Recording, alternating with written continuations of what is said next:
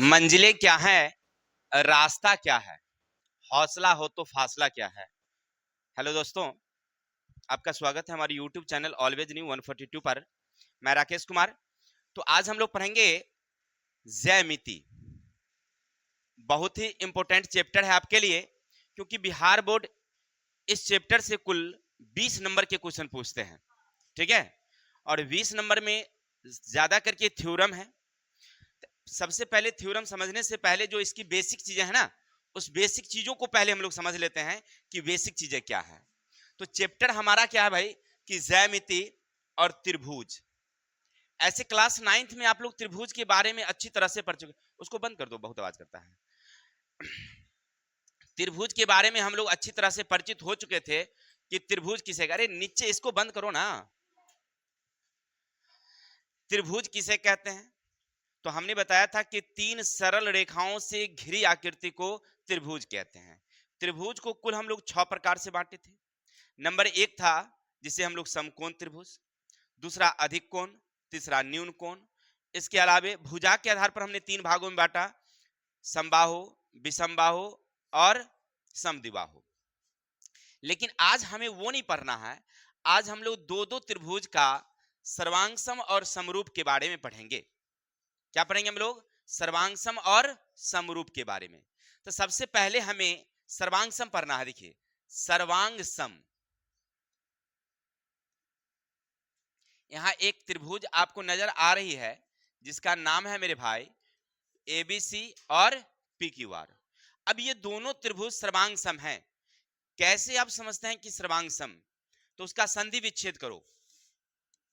सर्वांग सम, सर्वांग का मतलब होता है सब अंग। सर्वांग का मतलब सभी अंग। सम माने होता है समान। सर्वांग सम यानी कि सभी अंग समान। जैसे मान लीजिए हम खड़े हैं और हमारे बराबर के कोई लोग आ जाएं, ठीक है, और हमारे सामने खड़े हो जाए, तो हम उसके सामने आपको दिखाई नहीं पड़ेंगे, या हमारे पीछे वो खड़ा हो जाए तो वह दिखाई नहीं पड़ेगा, तो समझिएगा कि सर्वांग सम है। या हमसे कोई बड़ा आदमी आ जाए, अगर हमारे सामने खड़ा हो गया तो वो आपको ज्यादा लंबा दिखाई पड़ेगा, तो वो सर्वांगसम नहीं है। या वो पीछे चला जाएगा तो फिर हम दिखाई पड़ेंगे, तो उसका आधा पार्ट आपको दिखाई पड़ेगा, आधा नहीं दिखाई पड़ेगा। सर्वांगसम। जैसे मान लीजिए ये देख रहा है ना कि एक हाथ हमने ऐसे जैसे रखा, तो आपको दिखाई पड़ रही है कि एक ही हाथ आपको दिखाई पड़ रही है कि दूसरा नहीं दिखाई पड़ रही है। ये दोनों हमारा क्या है? सर्वांगसम है। तो समझ गए ना कि सर्वांगसम किसे कहते हैं? किसी को दिक्कत? इसका मतलब क्या है? इसका मतलब यह है कि ये भुजा इस भुजा के बराबर होगी, ये वाली भुजा इस भुजा के बराबर होगी, और ये भुजा इस भुजा के बराबर होगी। किसी को दिक्कत? क्लास 9th में आपने पढ़ा होगा, इसको कहते हैं हम लोग साइड साइड साइड, यानी भुजा भुजा भुजा। सर्वांग समता से दोनों त्रिभुज सर्वांगसम होती है। किसी को दिक्कत? यानी कहने का अर्थ है कि अगर ये 10 सेमी है तो ये भी 10 होंगे, ये 5 है तो ये भी 5 होंगे, और अगर ये 15 है तो ये भी 15 होंगे। इतना समझ गए? चलिए, अब आगे इसी को और थोड़ा सा हम लोग बढ़ाते हैं। अब आपके दिमाग में एक शब्द और आता होगा कि सर इसके तो हम लोग कुल 4 तरीके देखे थे। कभी कभी तो आप ऐसे भी बता रहे थे ना कि angle angle angle, angle side angle, side side side, और साइड एंगल साइड। इस 4 तरीके से आप बताए थे कि सर्वांगसम है।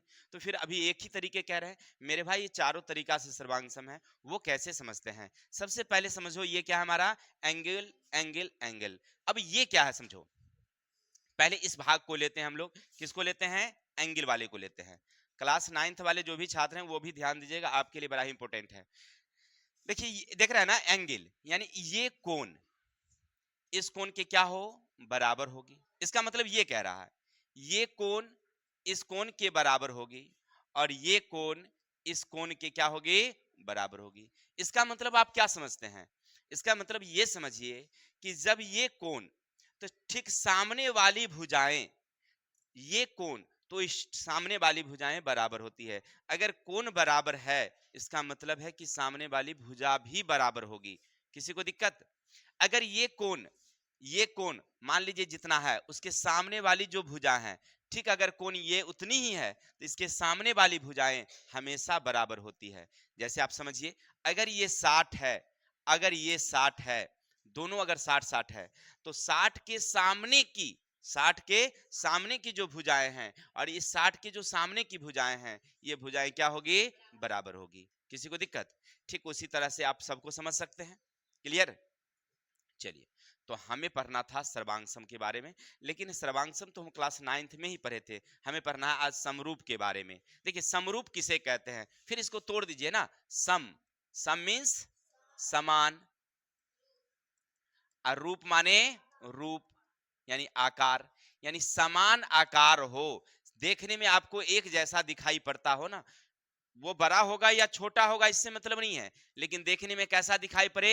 एक जैसा दिखाई पड़े, तो उसे क्या बोलेंगे हम लोग? समरूप बोलेंगे। जैसे देखिए, एक त्रिभुज आप ये देख रहे हैं, क्लियर, और एक त्रिभुज आप ये भी देख रहे हैं, दिखाई पड़ रही है?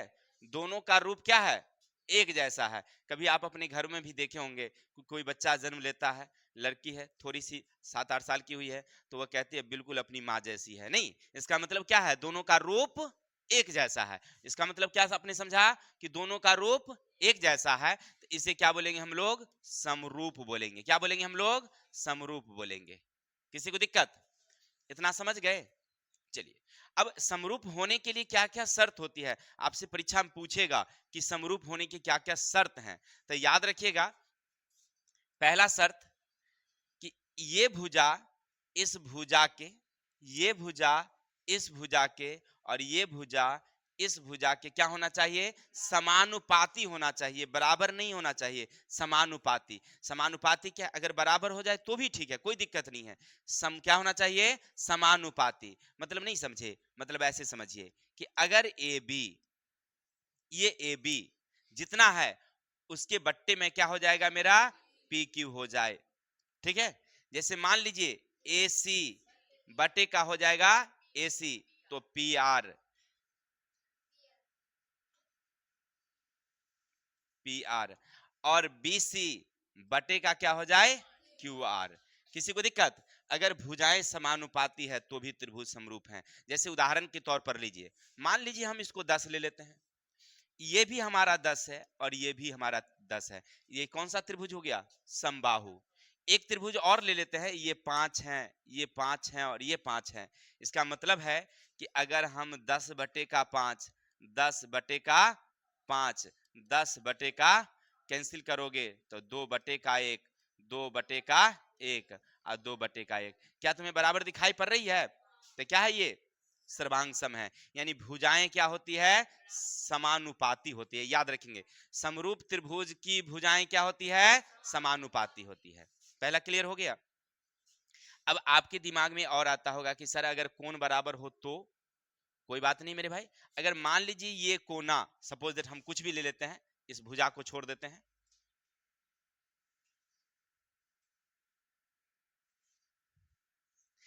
भुजा कोण को हम ले लेते हैं 50, ये हमारा है 60 और ये हमारा है 70। सेम कहानी अगर मान लीजिए यहां ले लेते हैं 60, यहां ले लेते हैं 50 और यहां ले लेते हैं हम लोग 70। यहां पर थोड़ा सा हमने क्या किया है? अलग अलग एंगल लिया है, कि सामने सामने में एंगल हमने नहीं लिया है। क्या ये हमारा समरूप होगा? चेक कर लेते हैं मेरे भाई। चलिए देखिए, कोण ए, कोण ए 50 कोण क्यू के बराबर है, कोण क्यू के बराबर है, कोई दिक्कत? कोण बी, कोण किसके बराबर है? कोण पी के बराबर है। और कोण सी कोण आर के बराबर है। तो ये भी हमारा एंगल, एंगल एंगल एंगल से ये त्रिभुज दोनों क्या हो गया? हमारा समरूप हो गया। कोई दिक्कत? अब कहिएगा सर अभी तो भुजा के बारे में बताए थे, अभी अभी हमने जस्ट तुम्हें बताया है कि बउआ जी अगर कोण बराबर है तो कोण के सामने वाली भुजाएं क्या होती है? बराबर होती है। अभी मान लो ये 50 है ए, तो ए के सामने वाली भुजा क्या आपका? BC। किसी को दिक्कत? क्योंकि हमें समरूप में लिखना है, समानुपाती लिखना है, तब 50 के सामने कौन है? ये PR, PR। किसी को दिक्कत?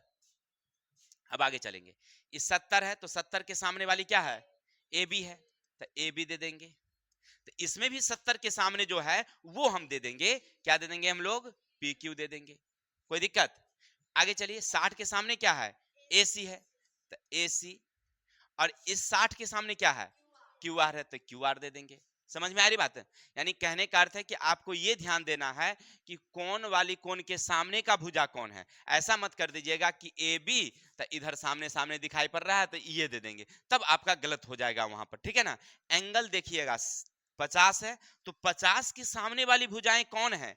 ठीक इधर 50 कहाँ है? तो 50 यहाँ, तो सामने वाली भुजा कौन है? अब देखिए, इसकी भुजा नीचे लग रही है, आधार है, और इसकी भुजा इधर तिरछी है, नहीं तिरछी है, लेकिन दोनों क्या है? समानुपाती है। ठीक है, समझ में आ रही बात? तो हम लोग इस तरह से हम लोग निकालते हैं समरूपता। किसी को दिक्कत? अब आप समझ गए होंगे कि सर्वांग सम किसे कहते हैं और समरूप किसे कहते हैं।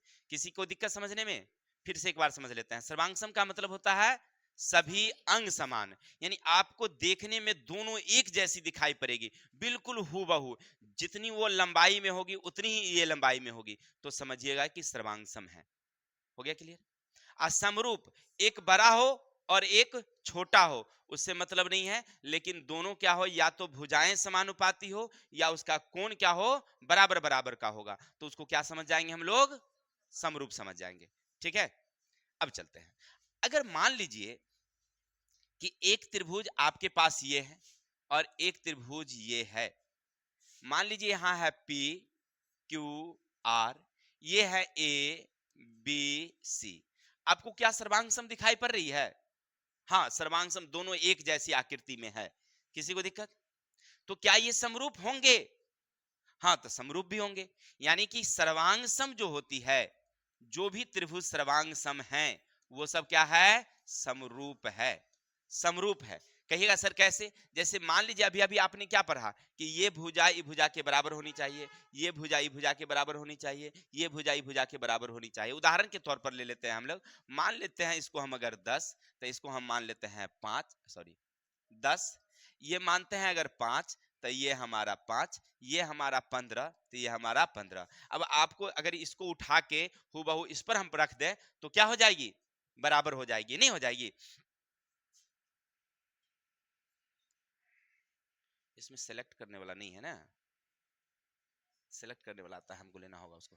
चलिए ध्यान दीजिए, इसको अगर उठा करके हम इस पर रख दें तो क्या हो जाएगी? ये बिल्कुल ढक जाएगी, तो ये क्या हो गई? हमारी सर्वांग सम हुई।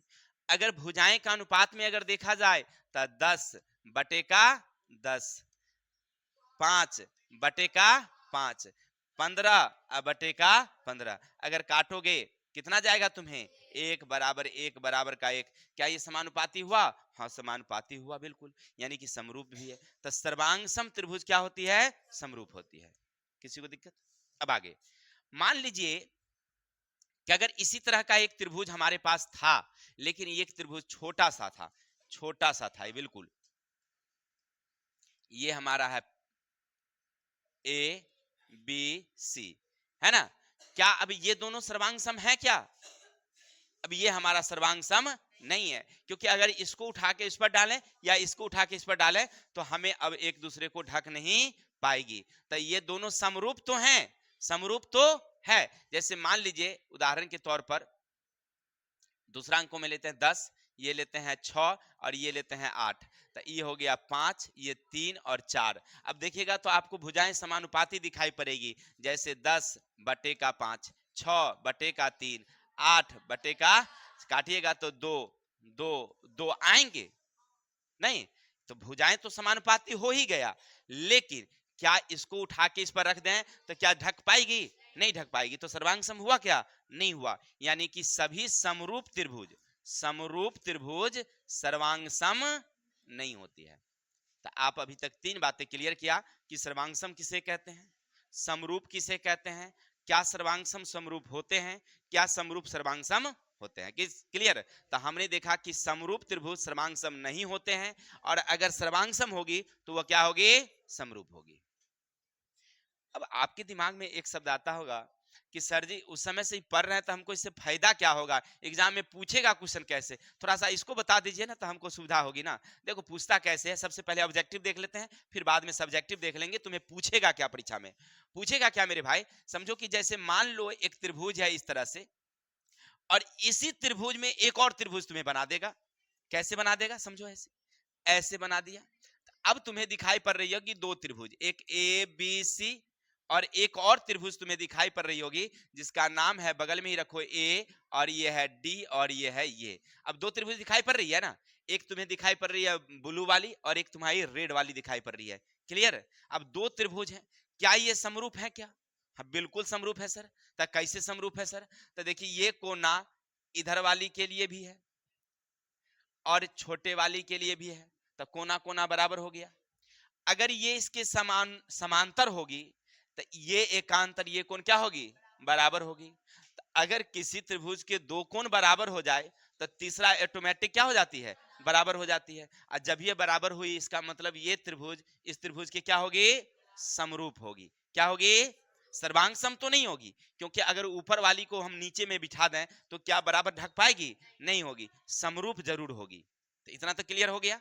अब पूछेगा कैसे, आपसे दे देगा, मान लीजिए ये दे देगा 6, नीचे वाला दे देगा आपको 8, ये दे देगा आपको 3 और आपसे ये पूछेगा, यानी ये पूछेगा। कोई दिक्कत? तो कैसे निकालेंगे? तो कुछ नहीं, हम जानते हैं समरूप त्रिभुज की भुजाएं समानुपाती होती है। तो मान लीजिए ये वाली कितना आपके पास 6, बटे का 8 आप दे सकते हैं, या समूचा भी ले लेंगे तो कितना हो जाएगा आपका 14 हो जाएगा।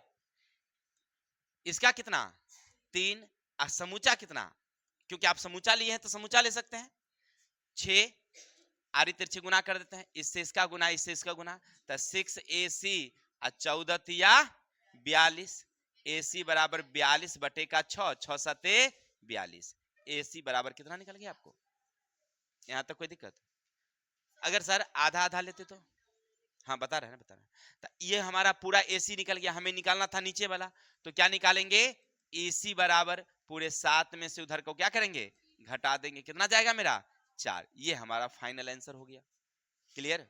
या अगर आधा आधा करके दीजिएगा 10 रुपया, 6 बटे का 8 इतना बटे का, फिर आधा बटे का आधा यानी 3 बटे का AC, आरे तिरछे गुना करो 6AC बराबर का 8 त्रिके AC बराबर 24 बटे का 6 चौके 24, तभी तुम्हें 4 आया, अभी तुम्हें 4 आया। कोई दिक्कत? तो यानी कहने का अर्थ है इस तरह से आपसे एक क्वेश्चन पूछ सकता है। कोई दिक्कत? चाहे आपसे ये भुजा पूछते या ये भुजा पूछते या ये पूछते या ये पूछते ये पूछते, कोई भी एक पूछ सकता है। 3 को दिया रहेगा, अब 3 में से आपको एक फाइंड करना है, ठीक है ना, निकल जाएगी। किसी को दिक्कत? यानी 4 रहेगा, 4 में से 3 दिया रहेगा, आपको एगो निकालना है। एक तरीका ये है, ऑब्जेक्ट को समझाने की जरूरत नहीं पड़ेगी। समरूप आकृति जो आप देख रहे थे, इसमें एक चीज और हमें समझना था। क्या समझना, समझिए कि मान लीजिए आपके पास एक त्रिभुज इस तरह से है और एक त्रिभुज इस तरह से है और दोनों क्या है, समरूप। तो समरूप का चिन्ह क्या होता है, इस तरह से कौवा उड़ा देते हैं, ठीक है, याद है ना? चलिए बहुत अच्छी बात है। आपको ये भी याद होगा कि इसका नाम हम भी दे देते हैं, कौन सी? यहां तक समझ गए? अगर मान लीजिए इसका एरिया और इसका एरिया बराबर हो या ना हो, मान लीजिए अगर दोनों का एरिया क्या है, अनुपात में है, यानी ऐसे रहेगा एरिया ऑफ त्रिभुज ABC बटे एरिया ऑफ त्रिभुज PQR। अगर दो समरूप त्रिभुज के क्षेत्रफल समानुपाती हो, इसका मतलब है कि भुजाएं भी क्या होगी, समानुपाती होगी। कब? जब उसके वर्ग करेंगे तब। नहीं समझे बात को? चलिए ऐसे, इसका मतलब है कि AB बटे का PQ के वर्ग के बराबर होगी, यानी इसके क्षेत्रफल का अनुपात इसके भुजा के वर्ग का अनुपात के बराबर होती है। सर क्या केवल एकरे वर्ग का होगा, क्या औरों का होगा? ना बउआ, सब का होगा। जैसे तुम देख रहा है ना सामने, AC बटे का क्या, PR, इसके वर्ग के बराबर होगा, या ये BC बटे का QR इसके वर्ग के बराबर होती है। ऑब्जेक्टिव में रहता है, याद रखना। पूछेगा एरिया ऑफ त्रिभुज ABC, एरिया ऑफ त्रिभुज PQR, अगर दोनों क्षेत्रफल क्या है, समानुपात में यानी बट्टा में है, इसका मतलब है कि भुजा के वर्ग समानुपाती होंगे। ठीक है ना सर? ऐसे लिख देंगे। और इसका दूसरा तरीका है, हाँ बुआ इसको ऐसे तुम लिख लेना, कोई दिक्कत नहीं, ऐसे भी तुम लिख सकते हो, बात एक ही है। अलग अलग कर दोगे तो भी एक ही चीज है क्या? तो क्वेश्चन आता कैसे है परीक्षा में, तब पूछेगा कैसे, सो समझो। कहेगा कि बउआ इसका अगर क्षेत्रफल 64 है, इसका वर्गमूल 121 है, तब भुजा का अनुपात क्या होगा बताओ? कुछ नहीं, भुजा का तो अनुपात पूछ ही रहा था मुझे, कुछ नहीं। इसके जगह पर लिखेंगे 64, इसके जगह पर लिखेंगे 121, इधर क्या दे रखा है, ए बी, बटे का की पी क्यू। पूरा का वर्ग करिए चाहे आधा का वर्ग करिए, बात एक ही होता है। इसको इधर ले जाएंगे तो क्या हो जाएगी, इसका वर्गमूल, इसका वर्गमूल, यानी भुजाएं 8:11 के अनुपात में है। किसी को दिक्कत? अगर दूसरा तरीका है क्या? हाँ बिल्कुल, इसका और तरीका है पूछने का। वो कैसे पूछेगा सो समझो। अब समझो, मान लो अगर ऐसा हो जाए कि इसमें से कोई ऐसे डाल दिया लम m, इसका नाम डाल दिया n, तो क्या ये इसका समानुपाती होगा? बिल्कुल होगा, काहे नहीं होगा। तो am बटे का pn, ये भी क्या होता है इसका, पेन ड्राइव तो छोटका वाला लड़का वाला लिया पेन ड्राइव, हो गया, ये समानुपाती होगा। क्लियर, समझ में आ गई बातें?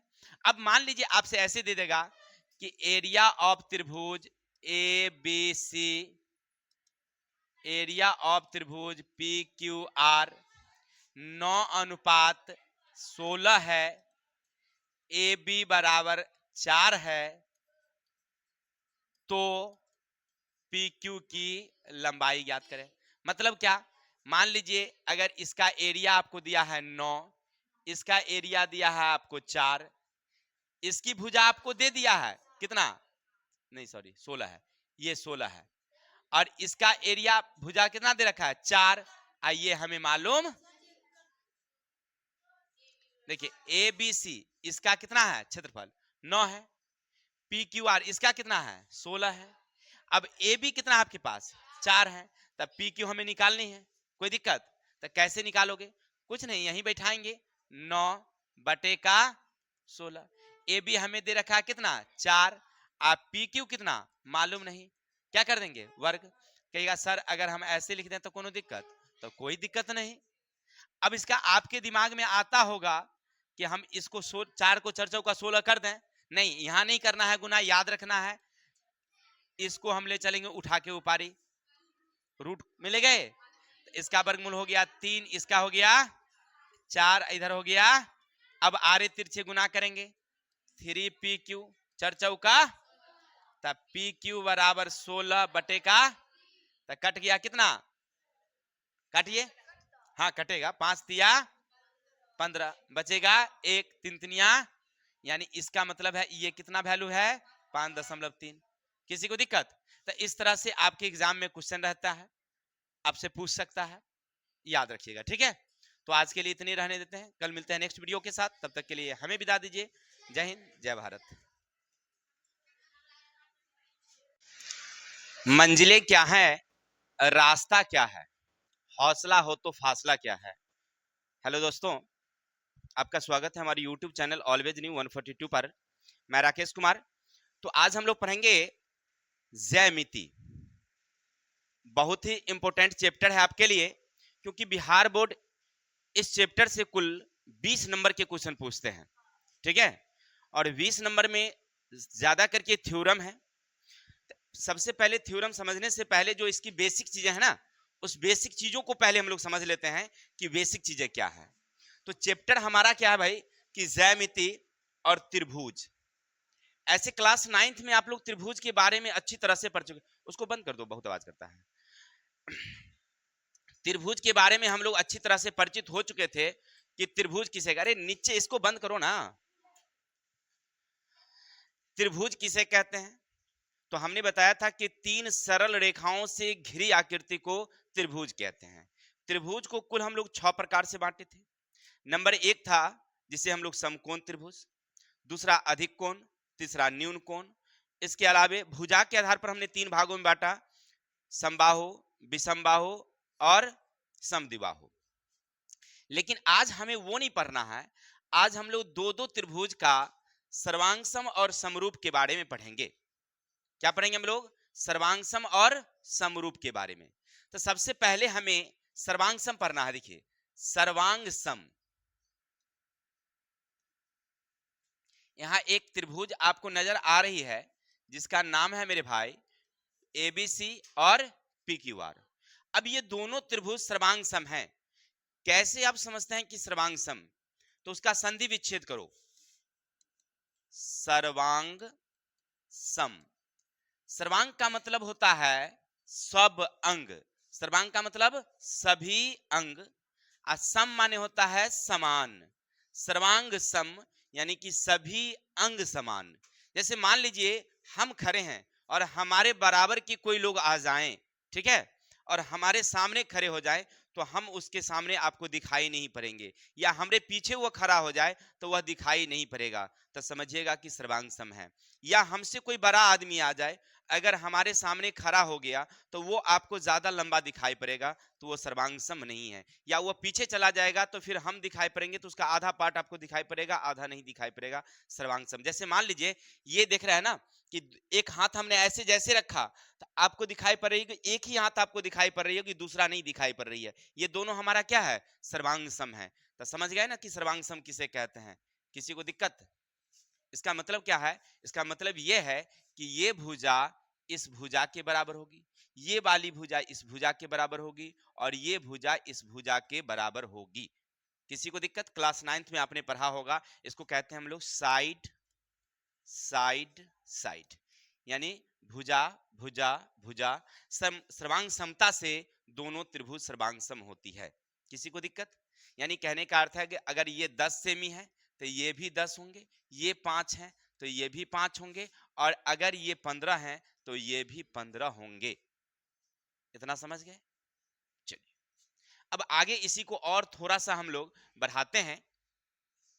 अब आपके दिमाग में एक शब्द और आता होगा कि सर इसके तो हम लोग कुल 4 तरीके देखे थे, कभी कभी तो आप ऐसे भी बता रहे थे ना कि angle angle angle, angle side angle, side side side, और साइड एंगल साइड। इस 4 तरीके से आप बताए थे कि सर्वांग सम है।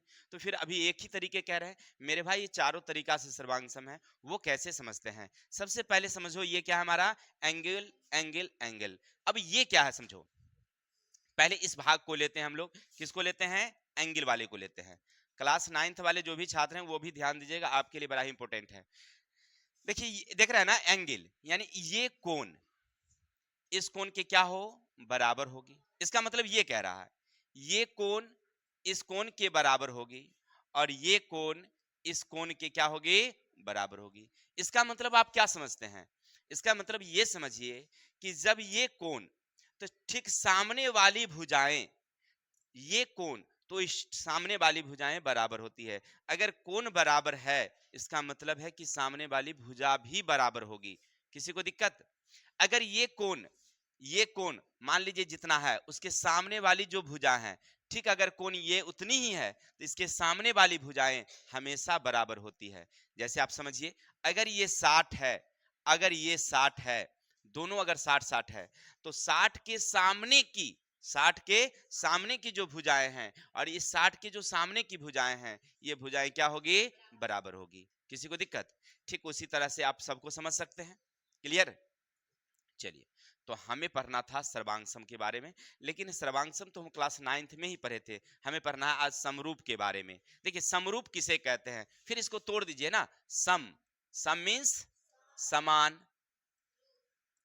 और रूप माने रूप यानी आकार, यानी समान आकार हो, देखने में आपको एक जैसा दिखाई पड़ता हो ना, वो बड़ा होगा या छोटा होगा इससे मतलब नहीं है, लेकिन देखने में कैसा दिखाई पड़े? एक जैसा दिखाई पड़े, तो उसे क्या बोलेंगे हम लोग? समरूप बोलेंगे। जैसे देखिए एक त्रिभुज आप ये देख रहे हैं, क्लियर, और एक त्रिभुज आप ये भी देख रहे हैं, दिखाई पड़ रही है?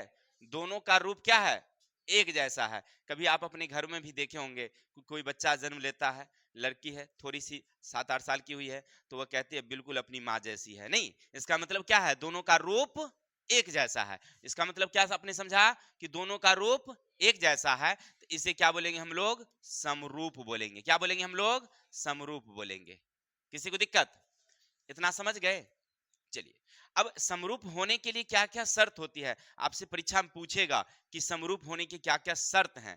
तो याद रखिएगा, पहला शर्त कि ये भुजा इस भुजा के, ये भुजा इस भुजा के और ये भुजा इस भुजा के क्या होना चाहिए, समानुपाती होना चाहिए, बराबर नहीं होना चाहिए, समानुपाती। समानुपाती क्या, अगर बराबर हो जाए तो भी ठीक है, कोई दिक्कत नहीं है। सम क्या होना चाहिए, समानुपाती। मतलब नहीं समझे, मतलब ऐसे समझिए कि अगर ए बी, ये ए बी जितना है उसके बट्टे में क्या हो जाएगा, मेरा पी क्यू हो जाए। ठीक है, जैसे मान लीजिए ए सी बटे का हो जाएगा ए सी, तो पी आर, पी आर, और बी सी बटे का क्या हो जाए, क्यू आर। किसी को दिक्कत, अगर भुजाएं समानुपाती है तो भी त्रिभुज समरूप हैं। जैसे उदाहरण के तौर पर लीजिए, मान लीजिए हम इसको 10 ले लेते हैं, ये भी हमारा 10 है और ये भी हमारा 10 है, ये कौन सा त्रिभुज हो गया, समबाहु। एक त्रिभुज और ले लेते हैं, ये 5 हैं, ये 5 हैं और ये 5 हैं। इसका मतलब है कि अगर हम 10 बटे का 5, 10 बटे का 5, 10 बटे का कैंसिल करोगे तो 2 बटे का 1, 2 बटे का 1 और 2 बटे का 1, क्या तुम्हें बराबर दिखाई पड़ रही है? तो क्या है ये, सर्वांग सम है। यानी भुजाएं क्या होती है, समानुपाती होती है। याद रखेंगे, समरूप त्रिभुज की भुजाएं क्या होती है, समानुपाती होती है। पहला क्लियर हो गया। अब आपके दिमाग में और आता होगा कि सर अगर कोण बराबर हो तो, कोई बात नहीं मेरे भाई। अगर मान लीजिए ये कोना, सपोज दैट हम कुछ भी ले लेते हैं, इस भुजा को छोड़ देते हैं,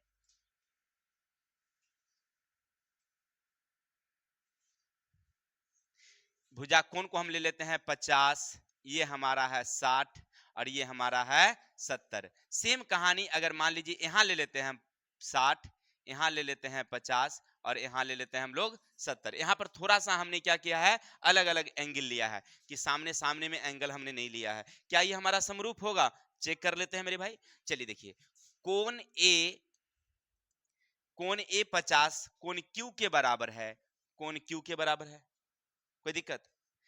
कोण बी, कोण किसके बराबर है, कोण पी के बराबर है, और कोण सी कोण आर के बराबर है। तो ये भी हमारा एंगल एंगल एंगल एंगल से ये त्रिभुज दोनों क्या हो गया, हमारा समरूप हो गया। कोई दिक्कत। अब कहिएगा सर अभी तो भुजा के बारे में बताए थे, अभी अभी हमने जस्ट तुम्हें बताया है कि बउआ जी अगर कोण बराबर है तो कोण के सामने वाली भुजाएं क्या होती है, बराबर होती है। अभी मान लो ये 50 है ए, तो ए के सामने वाली भुजा क्या आपका, बी सी। किसी को दिक्कत, क्योंकि हमें समरूप में लिखना है, समानुपाती लिखना है, तब 50 के सामने कौन है, ये पी आर, पी आर। किसी को दिक्कत। अब आगे चलेंगे, इस 70 है तो 70 के सामने वाली क्या है, ए बी है, तो ए बी दे देंगे। तो इसमें भी 70 के सामने जो है वो हम दे देंगे, क्या दे देंगे हम लोग, पी क्यू दे देंगे। कोई दिक्कत। आगे चलिए, 60 के सामने क्या है, ए सी है, तो ए सी, और इस 60 के सामने क्या है, क्यू आर है, तो क्यू आर दे देंगे। समझ में आ रही बात है।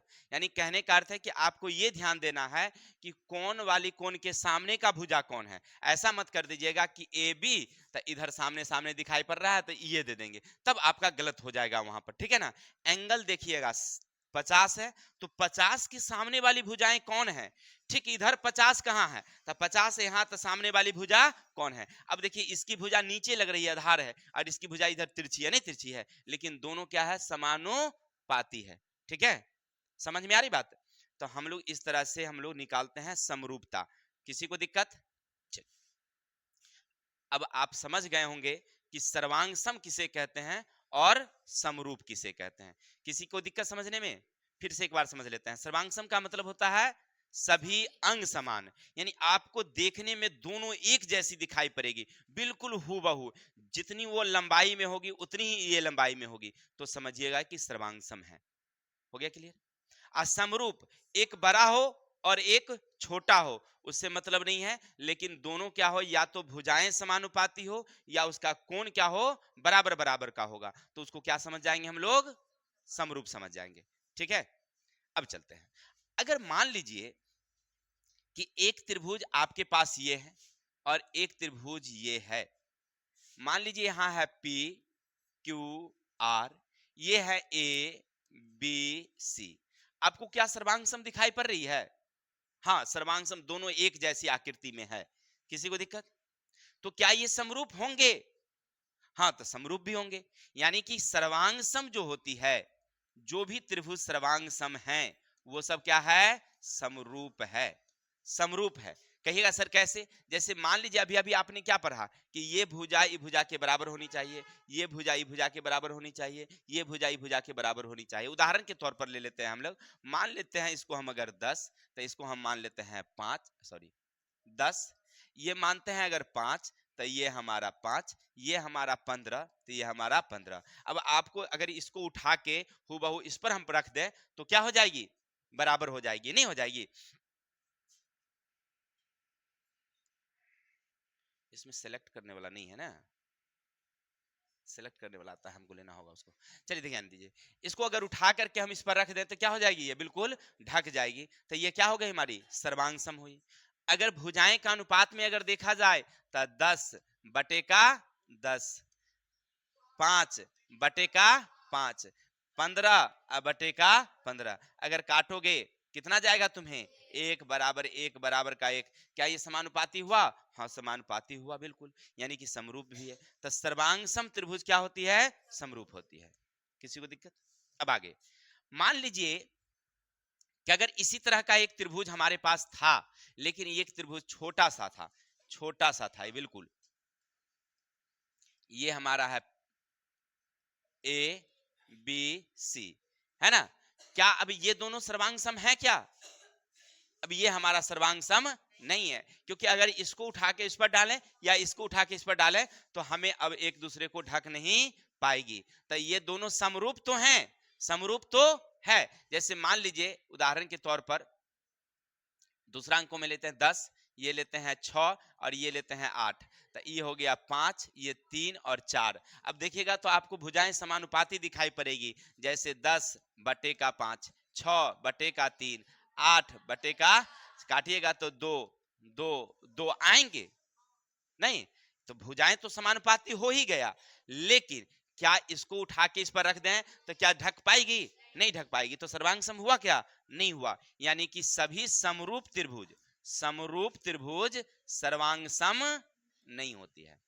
तो आप अभी तक 3 बातें क्लियर किया कि सर्वांग सम किसे कहते हैं, समरूप किसे कहते हैं, क्या सर्वांग सम समरूप होते हैं, क्या समरूप सर्वांग सम होते हैं। किस क्लियर? तो हमने देखा कि समरूप त्रिभुज सर्वांग सम नहीं होते हैं, और अगर सर्वांग सम होगी तो वह क्या होगी? समरूप होगी। अब आपके दिमाग में एक शब्द आता होगा कि सर जी उस समय से ही पढ़ रहे हैं तो हमको इससे फायदा क्या होगा, एग्जाम में पूछेगा क्वेश्चन कैसे, थोड़ा सा इसको बता दीजिए ना तो हमको सुविधा होगी ना। देखो पूछता कैसे है, सबसे पहले ऑब्जेक्टिव देख लेते हैं, फिर बाद में सब्जेक्टिव देख लेंगे। तुम्हें पूछेगा क्या परीक्षा में? पूछेगा क्या मेरे भाई? समझो कि जैसे मान लो एक त्रिभुज है इस तरह से, और इसी त्रिभुज में एक और त्रिभुज तुम्हें बना देगा। कैसे बना देगा? समझो ऐसे, ऐसे बना दिया। अब तुम्हें दिखाई पड़ रही होगी दो त्रिभुज, एक ए बी सी, और एक और त्रिभुज तुम्हें दिखाई पड़ रही होगी जिसका नाम है, बगल में ही रखो, ए, और ये है डी, और ये है ये। अब दो त्रिभुज दिखाई पड़ रही है ना, एक तुम्हें दिखाई पड़ रही है ब्लू वाली और एक तुम्हारी रेड वाली दिखाई पड़ रही है। क्लियर? अब दो त्रिभुज है, क्या ये समरूप है क्या? हाँ बिल्कुल समरूप है सर। तो कैसे समरूप है सर? तो देखिए ये कोना इधर वाली के लिए भी है और छोटे वाली के लिए भी है, तो कोना कोना बराबर हो गया। अगर ये इसके समांतर होगी तो ये एकांतर ये कोण क्या होगी? बराबर होगी। तो अगर किसी त्रिभुज के दो कोण बराबर हो जाए तो तीसरा ऑटोमेटिक क्या हो जाती है? बराबर हो जाती है। और जब ये बराबर हुई इसका मतलब ये त्रिभुज इस त्रिभुज के क्या होगी? समरूप होगी। क्या होगी? सर्वांग सम तो नहीं होगी, क्योंकि अगर ऊपर वाली को हम नीचे में बिठा दें तो क्या बराबर ढक पाएगी? नहीं होगी। समरूप जरूर होगी। तो इतना तो क्लियर हो गया। अब पूछेगा कैसे? आपसे दे देगा, मान लीजिए ये दे देगा 6, नीचे वाला दे देगा आपको 8, ये दे देगा आपको 3, और आपसे ये पूछेगा, यानी ये पूछेगा। कोई दिक्कत? तो कैसे निकालेंगे? तो कुछ नहीं, हम जानते हैं समरूप त्रिभुज की भुजाएं समानुपाती होती है। तो मान लीजिए ये वाली कितना आपके पास 6, बटे का 8 आप दे सकते हैं, या समूचा भी ले लेंगे तो कितना हो जाएगा आपका? 14 हो जाएगा। इसका कितना? 3, समूचा कितना, क्योंकि आप समूचा लिए हैं तो समूचा ले सकते हैं। 6 आरी तिरछी गुना कर देते हैं, इससे इसका गुना, इससे इसका गुना, तो 6AC 14 तिया 42, AC बराबर 42 बटे का 6, 6 सते 42, AC बराबर कितना निकल गया आपको? यहां तक कोई दिक्कत? अगर सर आधा आधा लेते तो? हाँ बता रहे हैं ना, बता रहे हैं। तो ये हमारा पूरा AC निकल गया, हमें निकालना था नीचे वाला, तो क्या निकालेंगे? AC बराबर पूरे 7 में से उधर को क्या करेंगे? घटा देंगे। कितना जाएगा मेरा? 4। ये हमारा फाइनल आंसर हो गया। क्लियर? या अगर आधा आधा करके दीजिएगा 10 रुपया, 6 बटे का 8 इतना बटे का, फिर आधा बटे का आधा यानी 3 बटे का AC, आरे तिरछे गुना करो, 6AC बराबर का 8 त्रिके AC बराबर 24 बटे का 6 चौके 24, तभी तुम्हें 4 आया, अभी तुम्हें 4 आया। कोई दिक्कत? तो यानी कहने का अर्थ है इस तरह से आपसे एक क्वेश्चन पूछ सकता है। कोई दिक्कत? चाहे आपसे ये भुजा पूछते, या ये भुजा पूछते, या ये पूछते, या ये पूछते, ये पूछते, कोई भी एक पूछ सकता है। 3 को दिया रहेगा, अब 3 में से आपको एक फाइंड करना है, ठीक है ना? निकल जाएगी, किसी को दिक्कत? यानी 4 रहेगा, 4 में से 3 दिया रहेगा, आपको एगो निकालना है। एक तरीका ये है। ऑब्जेक्टिव में ये ज्यादा पूछता है आपसे। चलिए तो स्क्रीनशॉट ले लिए होंगे, अब आगे चलते हैं।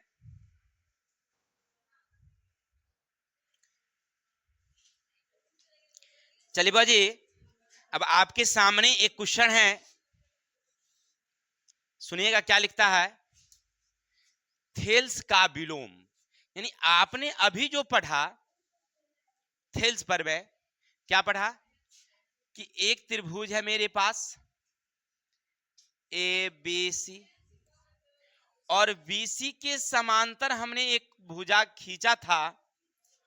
तो जैसे हमने समांतर खींचा तो ये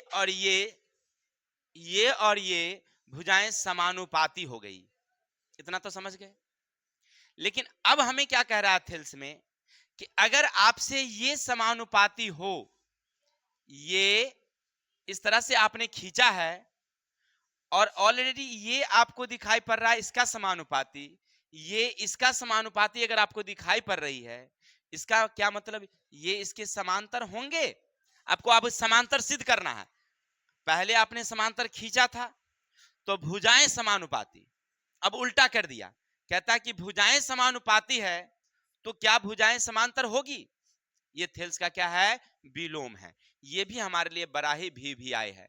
अगर आपसे थेल्स पूछ दिया तो वो वाला पूछेंगे, थेल्स का विलोम कह दिया ये वाला लिखेंगे। वही लिखा हुआ है आधारभूत अनुपातिकता का विलोम। ठीक है? तो आपसे परीक्षा में पूछेगा कैसे मेरे भाई? तो परीक्षा में पूछता है इस तरह से कि थेल्स का विलोम लिखें, उसे सत्यापित करें। या आपसे दिया रहेगा यदि कोई रेखा किसी त्रिभुज की दो भुजाओं को समान अनुपात में विभाजित करती है तो वो रेखा तीसरी भुजा के समांतर होती है। तीसरी भुजा के समांतर होती है। चलते हैं इसको कैसे हल करेंगे। सबसे पहले वो क्वेश्चन कह क्या रहा था हमसे? कह रहा है कि बउआ जी एक त्रिभुज हम है इस तरह से, और यहाँ A है, यहाँ B है और यहाँ C है, और इसके बीच में कहीं हम मिडिल पॉइंट में या आगे पीछे ऊपर कहीं भी हमने यहाँ पर एक बिंदु D लिया और एक बिंदु हमने E लिया। कोई दिक्कत? यानी क्या किया हमने? दिया गया है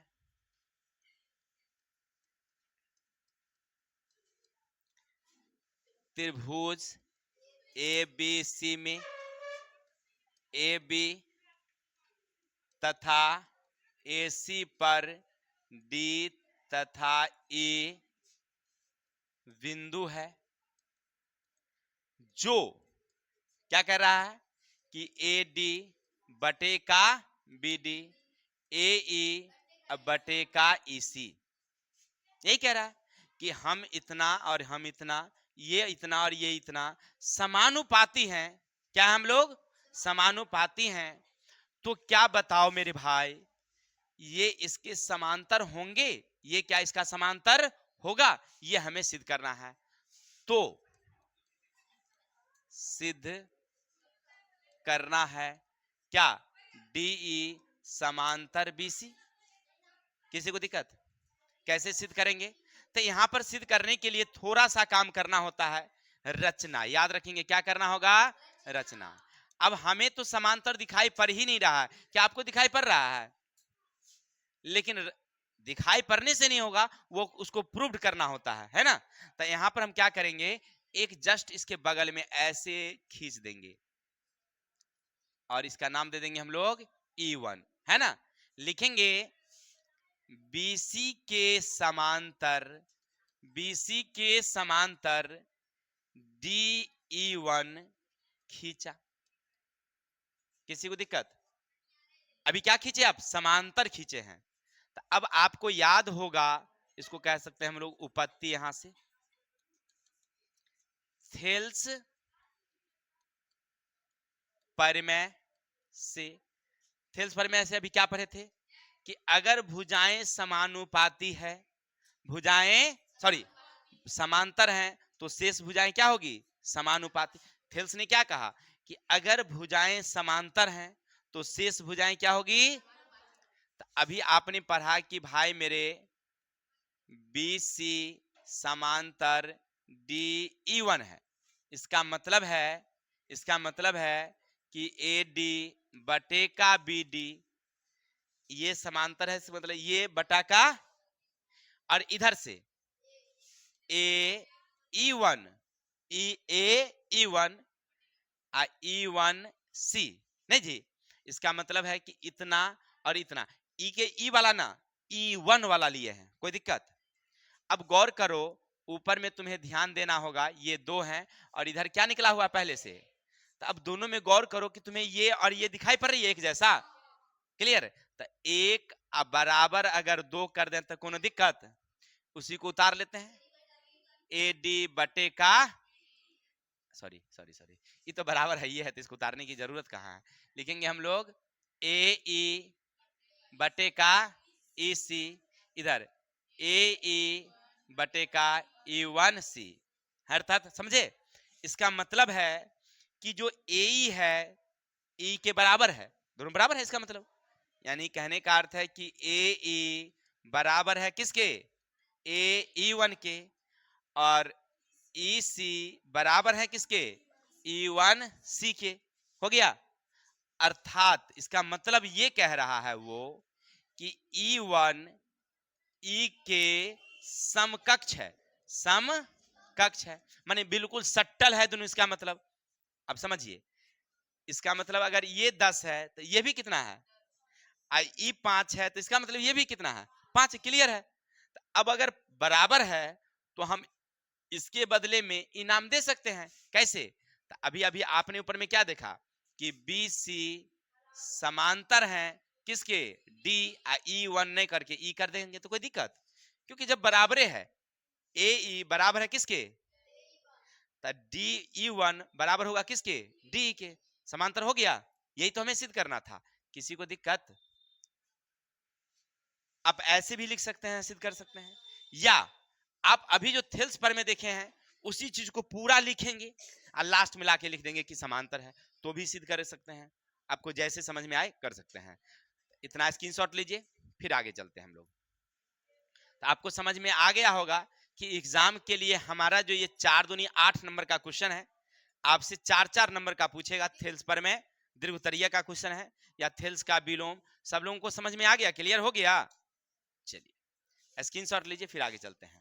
क्वेश्चन भी, क्योंकि अभी अभी आप पढ़ रहे थे कि भाई समरूप त्रिभुज क्या है, नहीं पढ़े? फिर पढ़े सर्वांगसम त्रिभुज क्या है। जब उतना पढ़े हैं, फिर हम लोग कई तरह के क्वेश्चन आने वाले थे, उसको भी हमने देखा था कि कैसे कैसे परीक्षा में पूछेगा।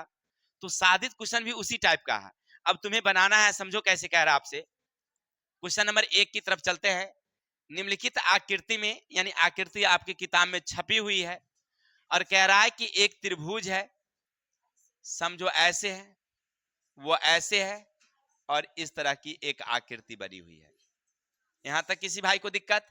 यहाँ A है, यहाँ B है और C है, और इसी के बीच में एक ऐसे करके समांतर खींच दिया, उसका नाम D और E दिया है। यहां तक समझने में कोई दिक्कत? लिखा है AD बराबर कितना? 1.5। BD बराबर कितना, AE कितना, तो कह रहा है EC ज्ञात करो, EC ज्ञात, लेकिन शर्त क्या रख दिया है कि DE ये समांतर है किसके, BC के। किसी को दिखा समझने में? अब तो आपको याद होगा कैसे बनाएंगे, तो लिखेंगे हम लोग यहां पर हल। त्रिभुज ABC में DE समांतर BC, ये इसके एथिल्स के पढ़ने से याद है, क्या याद है, भुजाएं समानुपाती होती है, यानी ये AD बटे का BD, AE बटे का EC हो गया। अब आगे पढ़ेंगे 1.5 बटे का हो गया 3 तक 3। अब वो कितना 1, अब वो कितना ये मालूम नहीं। अब क्या करेंगे, बस ऐसे, या आप एक लाइन और लिख सकते हैं इसको उड़ा करके, तब बचेगा आपको 15 EC बराबर का 30, EC बराबर 30 बटे का 15। कौन बच्चे बदमाशी कर रहे हैं, कौन कर रहे हैं घड़ी को इधर उधर? चलिए ये तो क्लियर हो गया ना, समझ में आई बातें, समझ गए सब लोग? इसी तरह से आगे AC की लंबाई अगर पूछे, AC की लंबाई तो समूचा वाला, तो सेम कहानी अभी बताए थे ना, बन जाएंगे। चलिए तो इस टाइप के क्वेश्चन एग्जाम में रहेंगे ऑब्जेक्टिव में, हाँ ऑब्जेक्टिव का क्वेश्चन है। अब आगे देखिए सेम कहानी फिर से वही कह रहा है कि ABC त्रिभुज में भुजा AB पर D एक बिंदु है, और कह रहा देखिए ऐसे एक त्रिभुज है ABC, और कह रहा है AB पर D है, AB पर D है, जिसमें AD बराबर कितना, अब BD बराबर कितना। चलिए भुजा AC पर E बिंदु है, भुजा E इस पर कितना है, ये 8 और ये कितना है 9, तो क्या बताओ ये इसके समांतर है, चेक करना है। तो हम चेक कैसे कर पाएंगे, तो आराम से लिख देंगे पहले त्रिभुज ABC में AD बटे का DB, AE बटे का, यानी इतना बटे का इतना, इतना बटे का। चलिए अब आपके पास है 4.5 और 8 बटे का दशमलव उड़ाओगे तो काट दोगे तो 9 पच्चे 45, 8 पंचे 5 के पहाड़ा से दोनों गायब, तो 8 बराबर हो गया। और जब ये बराबर हो गया इसका मतलब क्या, समानुपाती है, तो समानुपाती है इसीलिए ये इसके क्या होगी, इसीलिए DE समांतर होगी BC। बराबर कैसे होगा, तुम्हें नहीं दिखाई पड़ रहा है कि ये बड़ा है और ये छोटा है, तो बराबर कैसे हो सकता है बताओ तुम लोग? कुछ बोल देता है बराबर, समांतर क्या है वो, हो गया क्लियर। तो इसी तरह से एग्जाम में क्वेश्चन रहेगा आपसे, और आपको पूछेगा कि समांतर है या नहीं है, बताइए। क्लियर? चलिए इतना हो गया। अब आपसे आज के लिए इतने रहने देते हैं, कल मिलते हैं नेक्स्ट वीडियो के साथ, तब तक के लिए हमें विदा दीजिए। जय हिंद जय भारत।